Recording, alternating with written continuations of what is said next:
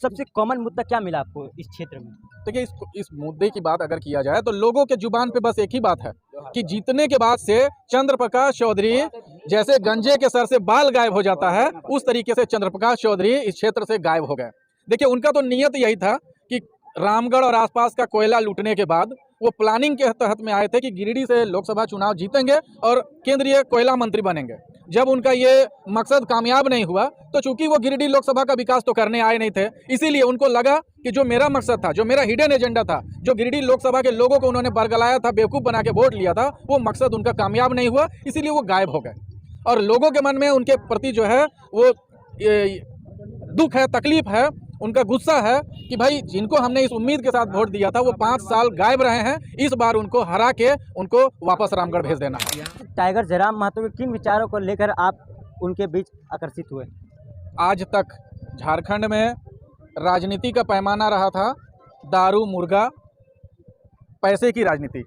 पहली दफ़ा किसी कैंडिडेट ने यहाँ के विस्थापन के मुद्दों को, यहाँ के रोजगार के मुद्दे को, यहाँ के स्थानीय नीति के मुद्दे को, यहाँ के खतियान को, यहाँ के मूलवासियों के हक अधिकार को, शिक्षा को, स्वास्थ्य को, रोजगार को और आम आदमी को तमाम तरह के जो बेसिक बुनियादी ज़रूरत हैं उन सभी बुनियादी ज़रूरतों की बात की है।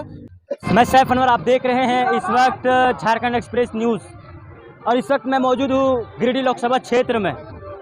जब से नॉमिनेशन फाइल किया है टाइगर जयराम महतो, तब से ये सीट हॉट सीट माना जा रहा है और मामला त्रिकोणीय माना जा रहा है और इस वक्त कई समर्थक उनके स्वागत के लिए खड़े हैं। जानेंगे उनसे कि आप अपना परिचय दीजिए।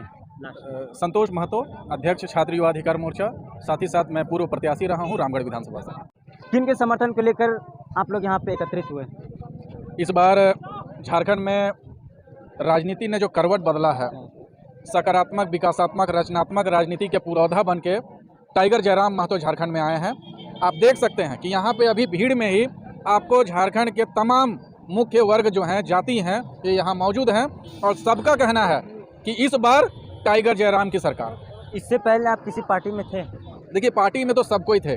जब विकल्प नहीं होता है तो जो विकल्प मौजूद रहता है लोगों के साथ में, लोग उसी में से अंधों में काना चुनते हैं, कम बेहतर में ज़्यादा बेहतर को चुनते हैं। लेकिन अब हमें बेस्ट कैंडिडेट के रूप में गिरिडीह लोकसभा में निर्विवाद रूप से गिरिडीह के भावी सांसद के रूप में टाइगर जयराम महतो को हमने दिल में, दिमाग में बसा लिया है और इस बार रिकॉर्ड तोड़ बहुमत से टाइगर जयराम महतो गिरिडीह लोकसभा के सांसद बन रहे हैं। टाइगर जयराम महतो के किन विचारों को लेकर आप उनके बीच आकर्षित हुए? आज तक झारखंड में राजनीति का पैमाना रहा था दारू, मुर्गा, पैसे की राजनीति। पहली दफ़ा किसी कैंडिडेट ने यहाँ के विस्थापन के मुद्दों को, यहाँ के रोजगार के मुद्दे को, यहाँ के स्थानीय नीति के मुद्दे को, यहाँ के खतियान को, यहाँ के मूलवासियों के हक अधिकार को, शिक्षा को, स्वास्थ्य को, रोजगार को और आम आदमी को तमाम तरह के जो बेसिक बुनियादी ज़रूरत हैं उन सभी बुनियादी ज़रूरतों की बात की है।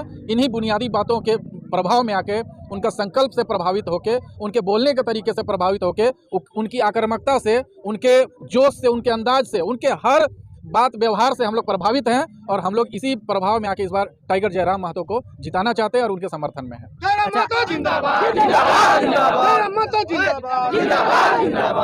टाइगर जयराम महतो के साथ आप जनसंपर्क अभियान चलाए गिरिडीह लोकसभा क्षेत्र में, सबसे कॉमन मुद्दा क्या मिला आपको इस क्षेत्र में?